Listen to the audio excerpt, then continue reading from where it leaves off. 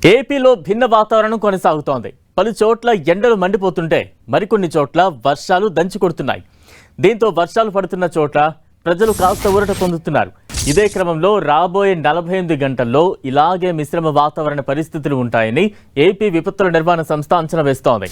విజయనగరం, పార్వతీపురం మంజం, అనకాపల్లి, కోనసీమ, తూర్పుగోదావరి, పశ్చిమ గోదావరి, ఎన్టీఆర్, గుంటూరు, బాపట్ల, పల్నాడు, మార్కాపురం, ప్రకాశం జిల్లాల్లోని కొన్ని ప్రాంతాల్లో గరిష్ట ఉష్ణోగ్రతలు 43 నుంచి 44 డిగ్రీల వరకు నమోదయ్యే అవకాశం ఉందన్నారు.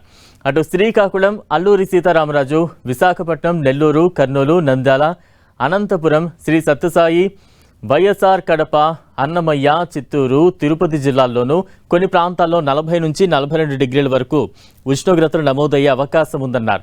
మరోవైపు నైరుతి బంగాళాఖాతం ఆనుకుని ఉన్న తమిళనాడు తీరంపై ఉపరితల ఆవర్తనం కొనసాగుతూ ఉందన్నారు. దీని ప్రభావంతో ఇవాళ రేపు అనంతపురం, శ్రీ సత్యసాయి, వైఎస్ఆర్ కడప, అన్నమయ్య, చిత్తూరు జిల్లాల్లో పిడుగులతో కూడిన తేలికపాటి నుంచి మోస్తరు వర్షాలు కురిసే అవకాశం ఉందని విపత్తుల నిర్వహణ సంస్థ తెలిపింది. మిగతా జిల్లాల్లోనూ చెదురుమదురుగా పిడుగులతో కూడిన తేలికపాటి వర్షాలు కురిసే అవకాశం ఉందన్నారు. రాష్ట్రంలో ఎండల తీవ్రత, పిడుగులతో కూడిన వర్షాలతో కూడిన విభిన్న వాతావరణ పరిస్థితులు మరో 2 రోజుల పాటు ఉంటాయని విపత్తుల నిర్వహణ సంస్థ మేనేజింగ్ డైరెక్టర్ ప్రఖర్ జైన్ పేర్కొన్నారు. రేపటి నుంచి ఉష్ణోగ్రతలు స్వల్పంగా తగ్గే అవకాశం ఉందన్నారు.